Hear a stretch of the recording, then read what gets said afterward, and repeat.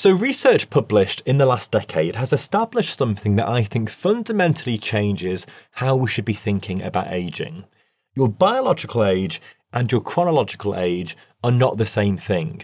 The number of years you've been alive tells you very little about the actual state of your cells and your hormones and your brain and your metabolism, all of these different things. And the gap between the two, between how old you are and how old your biology is largely determined by three processes that begin accelerating after the age of 40. Now, understanding these processes is, in my view, the most important thing that you can do for your long-term health. And the reason I feel so strongly about that comes directly from clinical practice. Because in emergency medicine, you see both ends of that spectrum every single shift. And I see around 20 or 30 patients every single day. So all the time we see patients like the 70-year-old who walks in really sharp, independent, managing their own medications. They deal with a minor issue and then they go home. And then you see the 58-year-old who's been in and out of the department 4 times that month, who is on 12 medications, whose functional capacity is essentially the same as somebody 20 years older.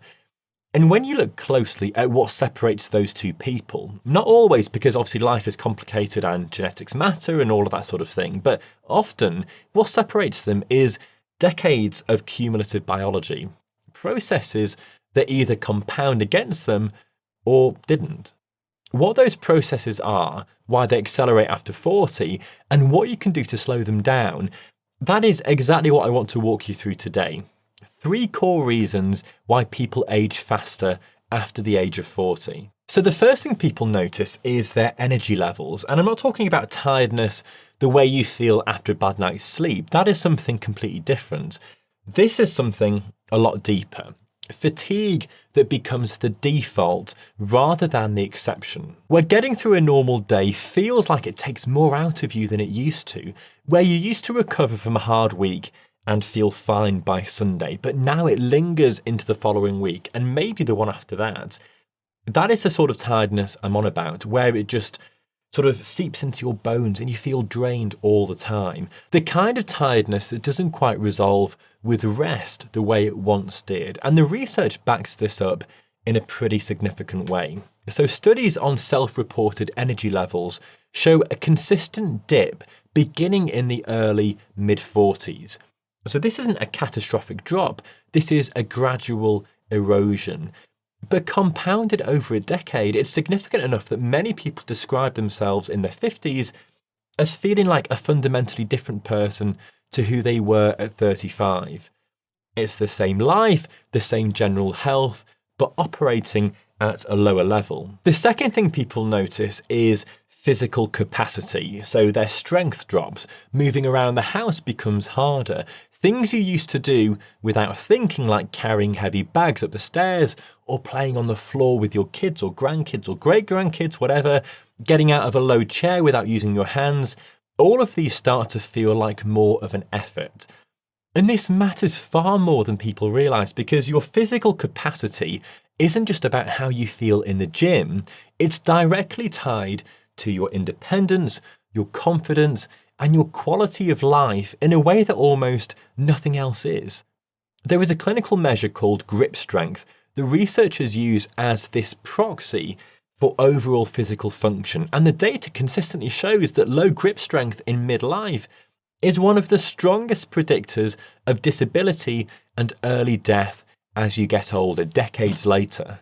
Not because grip strength itself is magical, but because it reflects something real about the underlying state of your body. Now, the third thing, and the one I think is most important but least talked about, is what I'd call a stepwise decline. So aging doesn't happen in a straight line. It happens in drops, like steps. You have an event like an illness or an injury or a period of chronic stress, whether it's financial or work or family, and you don't quite return to where you were before. And then, so that step, that event becomes a new lower baseline.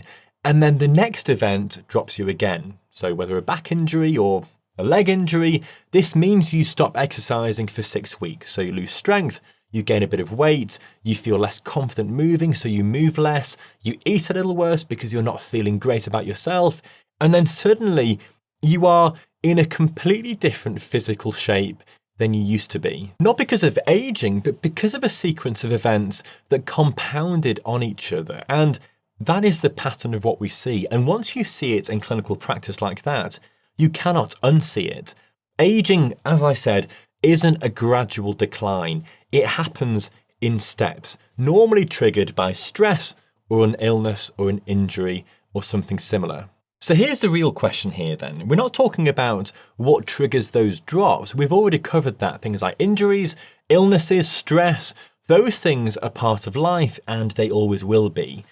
The real question is why, after 40, those same events start leaving a mark that they didn't used to leave. Why recovery is slower. Why the baseline shifts downward instead of resetting. Why the same body that used to absorb a setback and then bounce back seems to absorb it but then stay there. That is what I want to get into in this video, because underneath every one of those drops, there are 3 biological processes that are quietly weakening your body's ability to recover. And once you understand what they are, this whole picture starts to make a lot more sense. So your mitochondria are the energy factories inside your cells. Every cell in your body, so your muscle cells, your heart cells, your brain cells, every single cell relies on mitochondria to generate the fuel that keeps it going.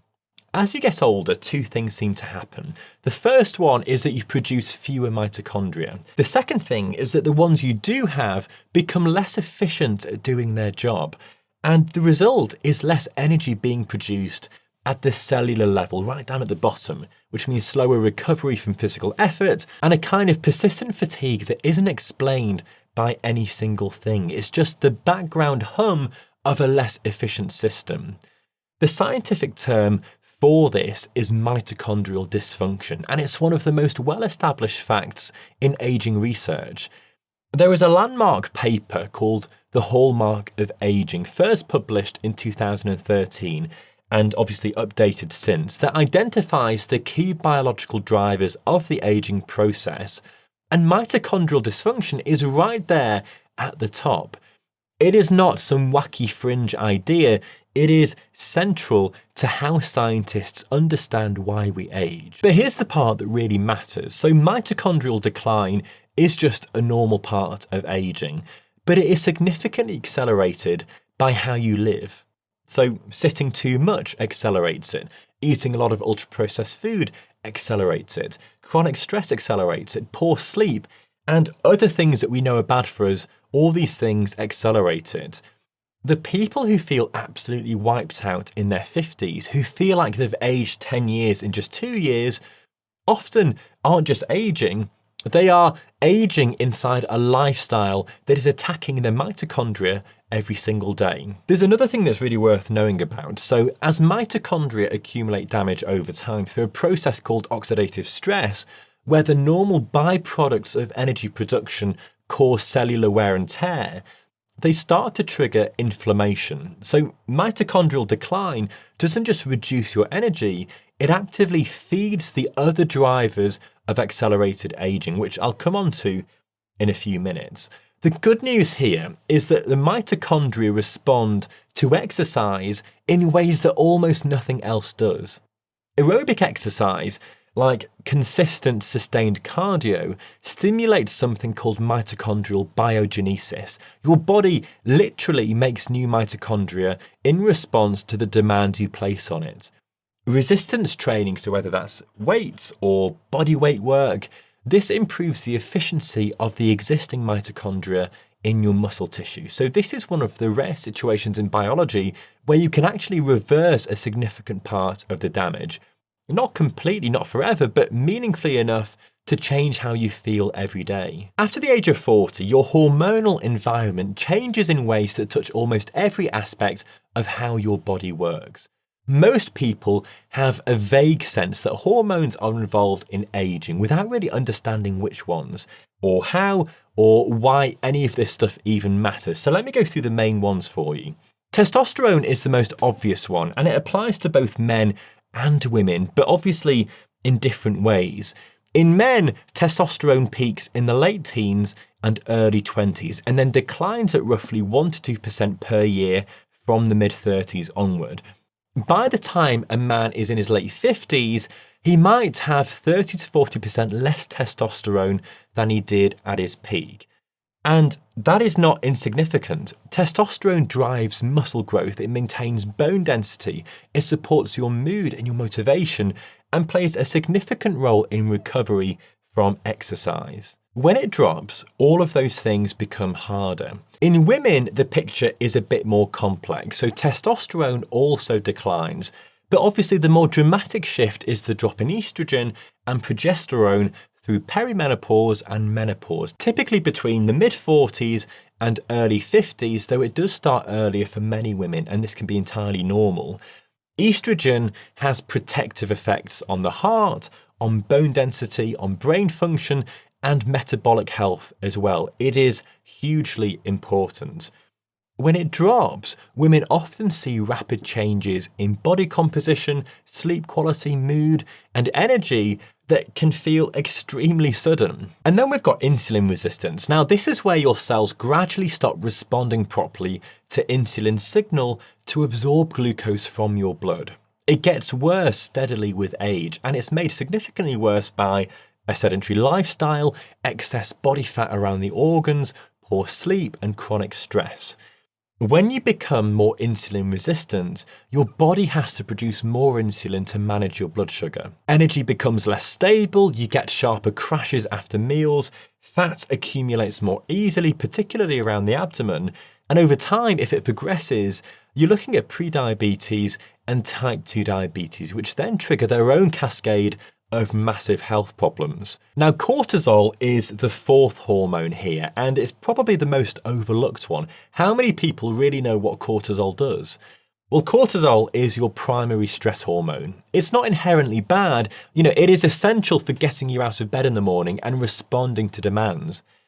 But in midlife, when life becomes objectively more complicated, like more responsibilities, less sleep, more financial pressure, looking after aging parents while also raising children, cortisol levels tend to run chronically higher. And chronically elevated cortisol does something very specific. It breaks down your muscle tissue. It's catabolic, which means it eats into the very thing that you need to protect the most. It also promotes fat storage, particularly around the organs, what we call visceral fat. And it suppresses the immune system in ways that slow recovery and increase vulnerability to illness. The hormonal shift after 40 isn't just about feeling tired or losing muscle tone. It is a fundamental change in the chemical environment your body is operating in, one that makes almost every aspect of physical and metabolic health harder to maintain. And here's the really important thing.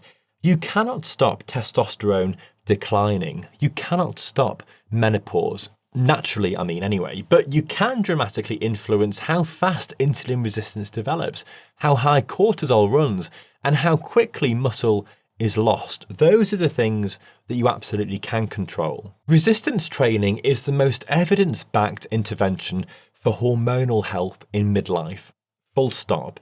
And lots of people are starting to talk about this sort of thing. We know that it improves your insulin sensitivity, it supports healthy testosterone levels, it reduces the damage that cortisol does to your muscle tissue, and the research behind this is consistent and really well understood. And I'll put some links in the description if you want to read more about any of this stuff. Okay, so we've talked about reason number 1, which is all about your mitochondria. We've talked about reason number 2, which is all about your hormones.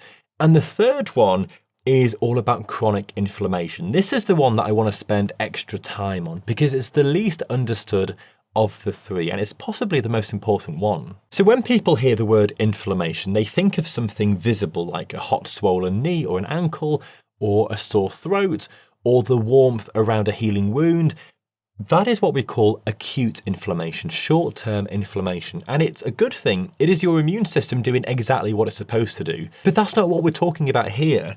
Chronic, what we mean long-term, chronic low-grade inflammation, sometimes called inflammaging in the research literature because of how tightly it maps onto the aging process, is something entirely different.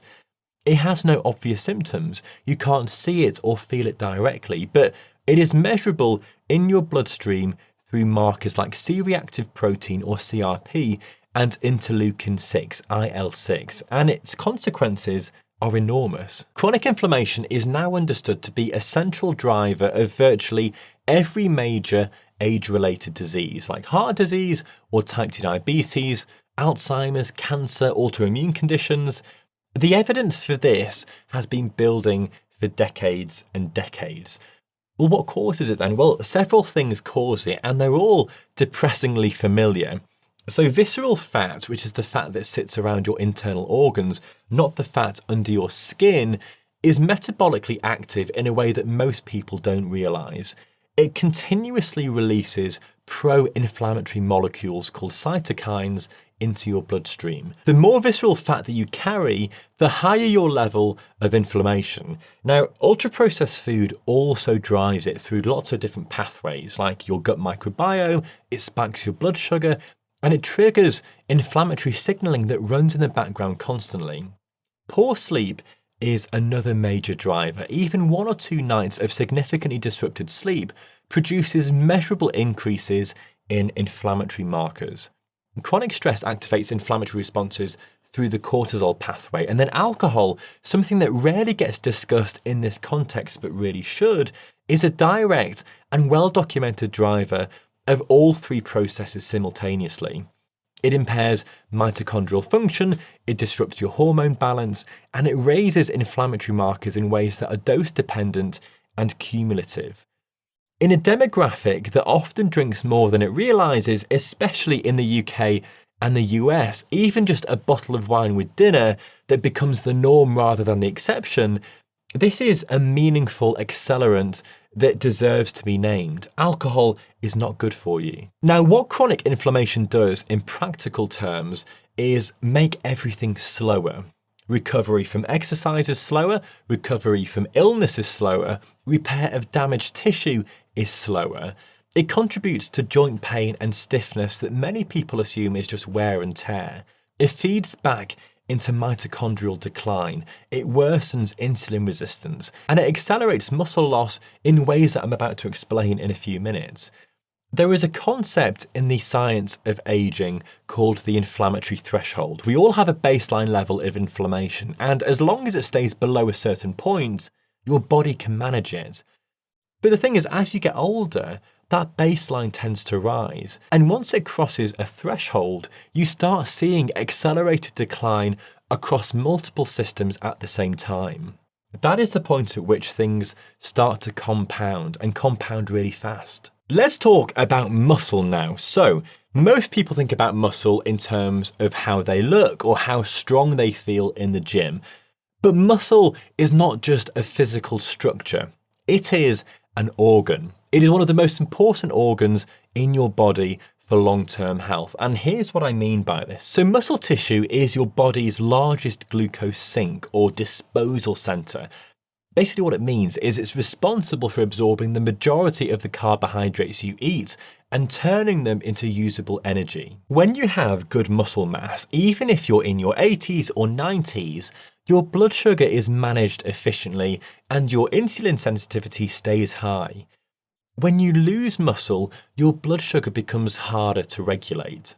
Insulin resistance gets worse and the metabolic environment that your body operates in starts to deteriorate. But that's only part of it. So muscle, when it contracts, produces something really remarkable called myokines.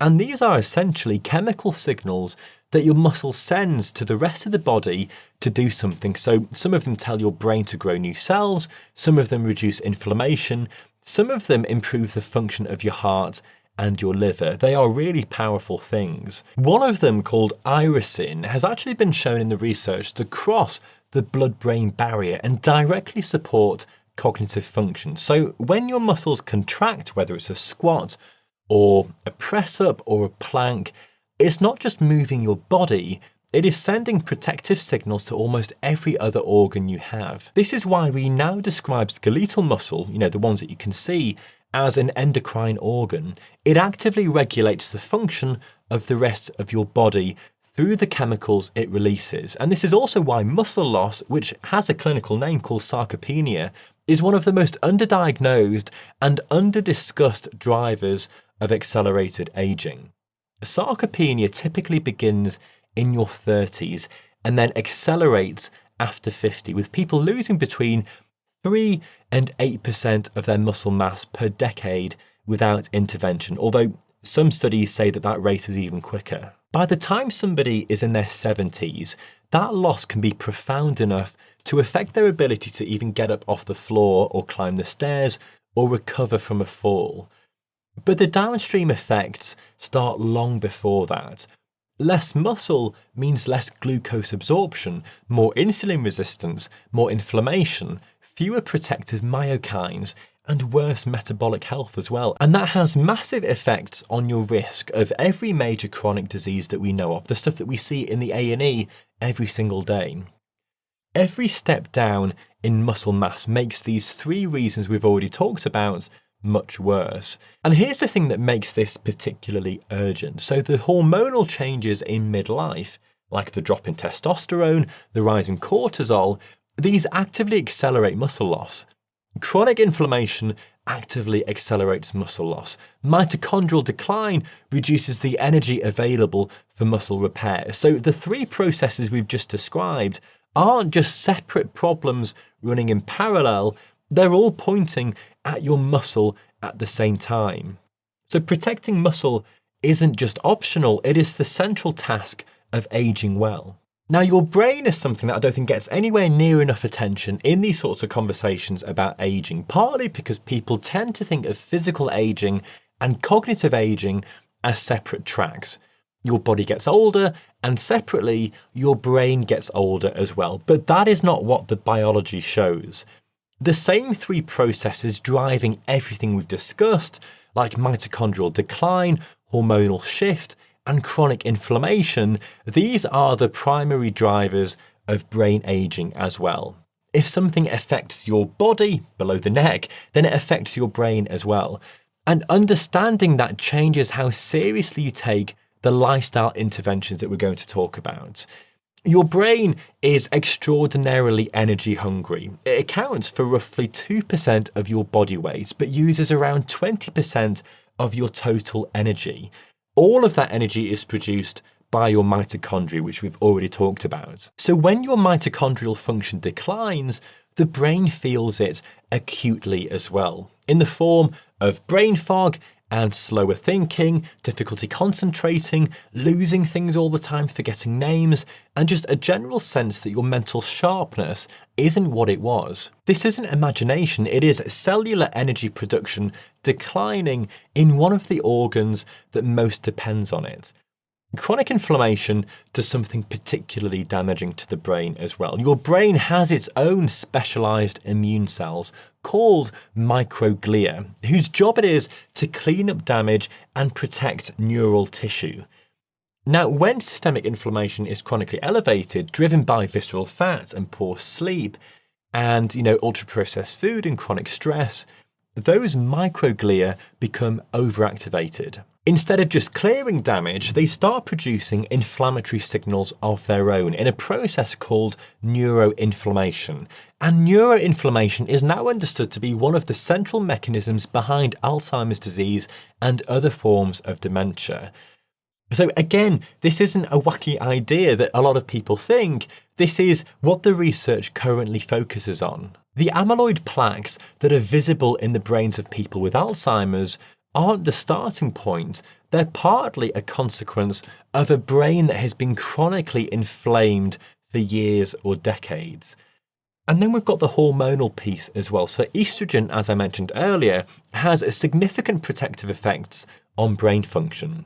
The drop in estrogen during the menopause is associated with increased risk of cognitive decline. And this is one of the reasons why there's growing research interest in the timing of HRT, hormone replacement therapy, relative to the onset of menopause. Testosterone also supports cognitive function as well, particularly spatial reasoning and memory. And cortisol, chronically elevated cortisol, has been shown to directly damage the hippocampus, which is the part of the brain most responsible for forming new memories. Basically, chronic stress, in other words, is not just making you feel bad, it is physically shrinking one of the most important structures in your brain, the hippocampus. But here's the helpful part, well, I'm hoping it's helpful anyway. Exercise is currently the only intervention with strong, consistent evidence for reducing the risk of dementia. Not a supplement, not any drug, but exercise. And the mechanisms are exactly what you'd expect given everything we've covered. Aerobic exercise stimulates the production of a molecule called BDNF, brain-derived neurotrophic factor, which acts like a fertilizer for your brain cells. And I've mentioned this a few times in previous videos. It supports the growth of new neurons, new brain cells. It strengthens the connections between existing ones, and it directly counteracts the neuroinflammation driven by chronic systemic inflammation around the body. Resistance training also improves insulin sensitivity in the brain, which matters because insulin resistance in the brain tissue, sometimes described as type 3 diabetes in emerging research, is increasingly linked to cognitive decline. And remember, irisin, the myokine produced by contracting muscle, it crosses the blood-brain barrier and it directly boosts BDNF production. So when you exercise and when you build muscle, your brain gets that signal as well. The physical and the cognitive are not separate tracks. They are the same track, and when you work on one, you work on both. Now, the reason all of this matters so much, the reason these three things are worth understanding together rather than in isolation, is that they don't just run in parallel. They feed each other, they amplify each other. And once you understand those feedback loops, the speed at which people can age in a short period of time stops being mysterious.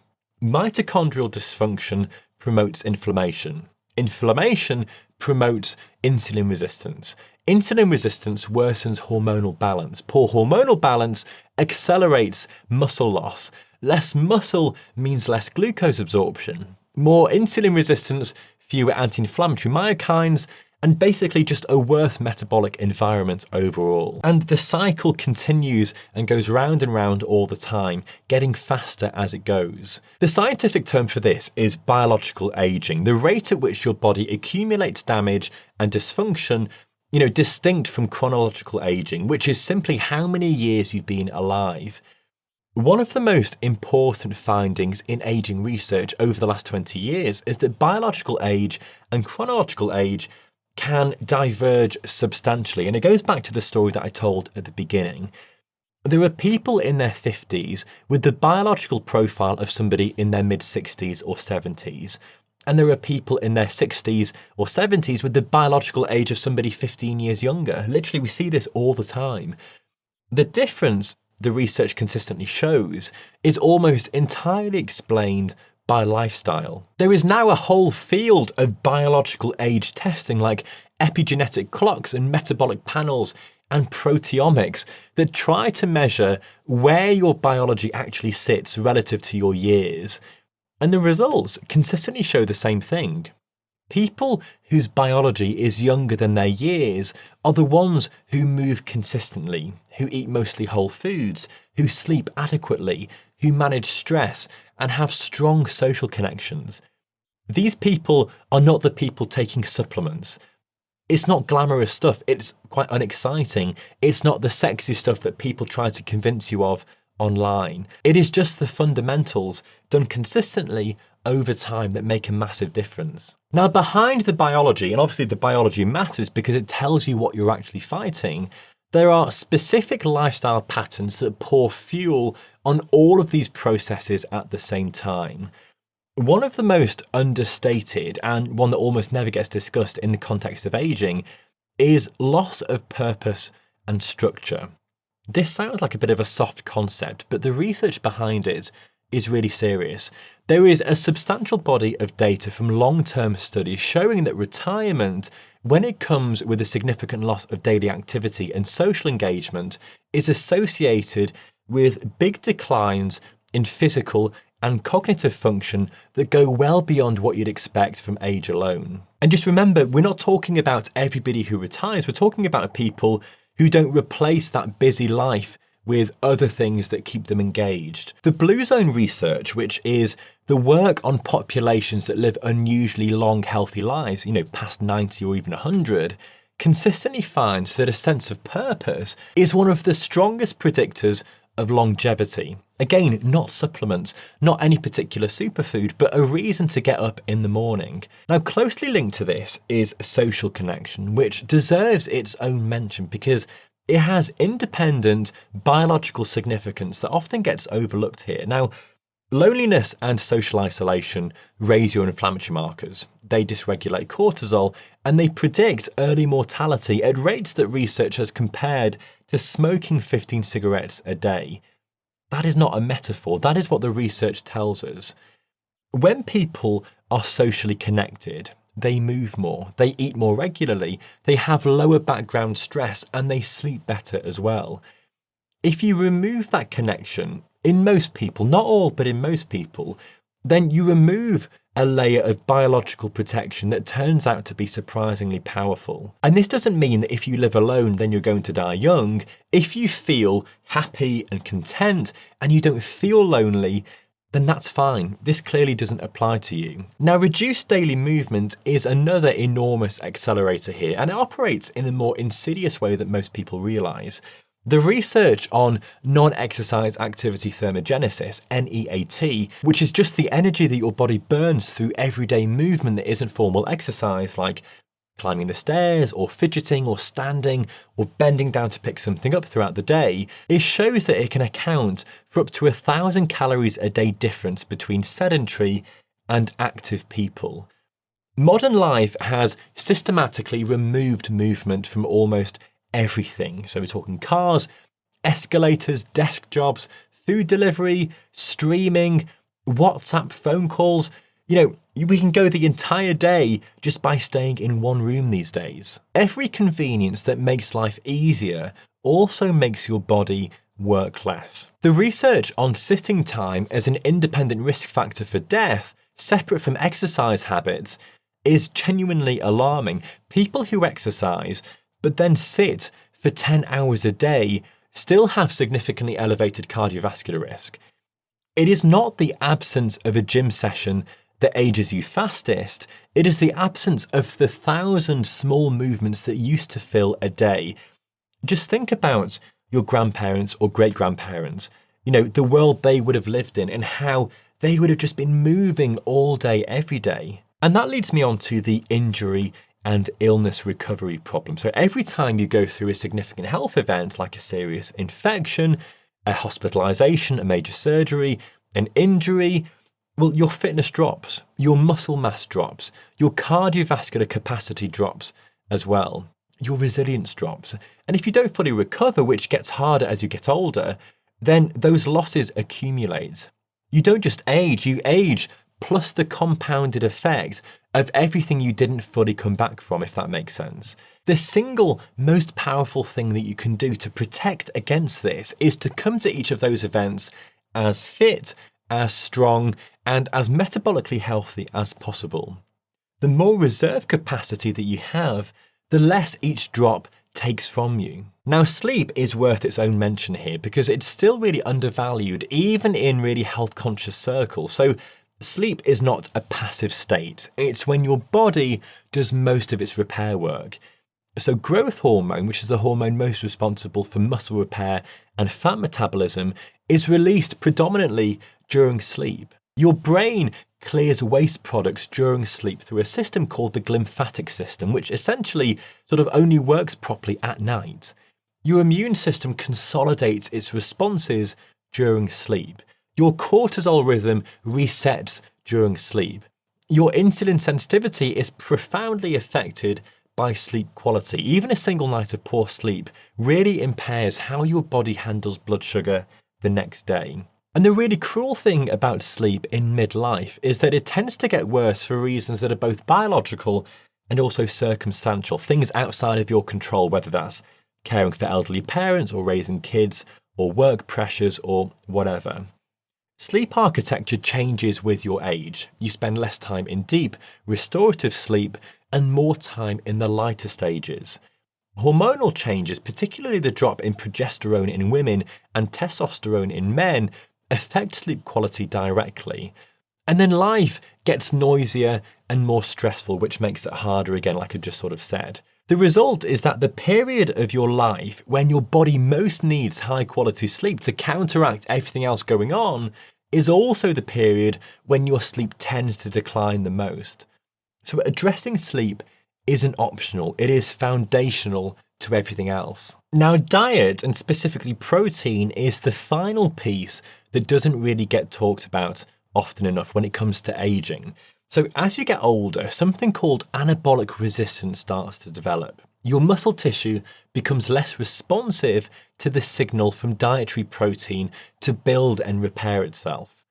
What this means practically is that you need more protein after the age of 40 than you did at 25 to maintain or even build muscle. The current understanding in sports nutrition and aging research is somewhere around 1.6 to 2.2 grams of protein per kilo of body weight per day for people in midlife who are active, which is significantly more than the standard dietary guidelines most people are familiar with.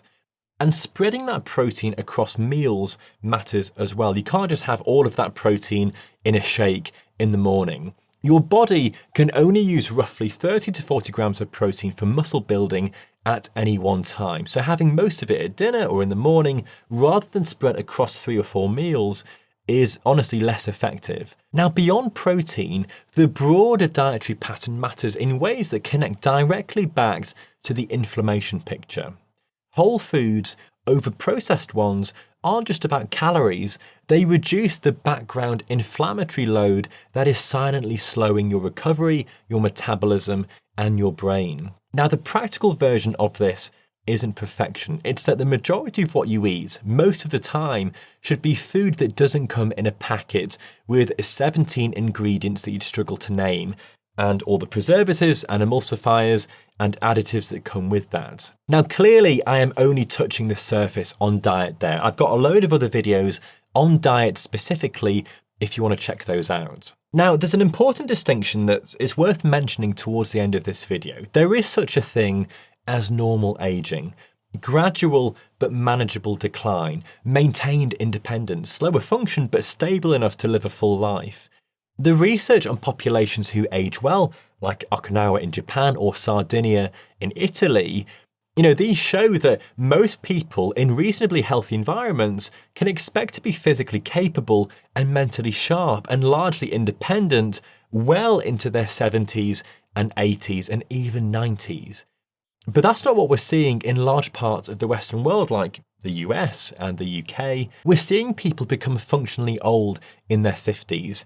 Things like chronic fatigue, significant muscle loss, multiple overlapping health conditions, struggling with the basic requirements of daily life, and that gap between what aging should look like and what it actually looks like for many people, that gap is lifestyle. Not entirely, genetics plays a big role and some illnesses are preventable.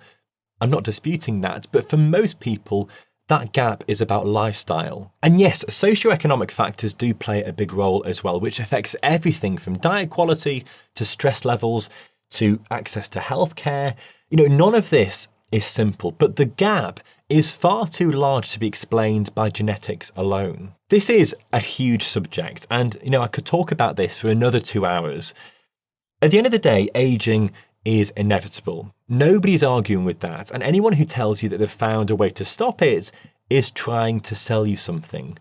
Your hormones will change. Your mitochondria will become less efficient. Your muscle will require more deliberate effort to maintain. Your brain will need more active protection than it did 20 years ago.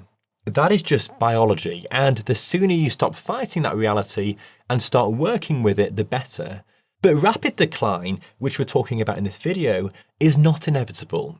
The drops aren't inevitable. The idea that each illness or injury leaves you a little worse off and you'll never quite get back to where you were, that is not something you simply have to accept. The goal isn't to stop aging. The goal is to protect your baseline, to recover quickly when things knock you back, to maintain the reserve capacity that means each drop doesn't take as much from you. Resistance training, at least 2 or 3 times a week, properly progressive resistance training, not just casual movement, is the closest thing that we have to a direct intervention against all 3 of the processes that we've talked about in this video. Lifting weights and building muscle as you get older is so important. It builds and preserves a tissue that is so essential as you get older, which we now know is not just a physical asset, but a biological one. It's an organ that regulates your metabolism, controls your blood sugar, reduces your inflammation, and sends protective signals to your brain every time it contracts. It stimulates mitochondrial biogenesis. It improves insulin sensitivity. It reduces inflammatory markers. It protects your bone density. The evidence base for building muscle is overwhelming, and the mechanism is clear. We cannot argue with that. And again, daily movement, so walking, staying active, not sitting for hours without getting up, it maintains cardiovascular capacity, it supports your metabolic health, and it keeps the 1,000 small movements in your day that your biology depends on. Protein distributed across your meals from quality sources gives your body the raw material it needs to hold on to muscle in the face of anabolic resistance that comes with age. And then sleep, not as a luxury, but as a genuine physiological priority, regulates every hormone involved in recovery, body composition, immune function, and cognitive health. Whole foods over ultra-processed ones reduce the background inflammation that slows everything down and quietly accelerates your brain aging over decades. And purpose as well, which we touched on, something that structures your days, gives you reasons to engage with the world, and keeps you socially connected, turns out to be not just emotionally important, but also biologically significant in ways that the research is only now fully understanding.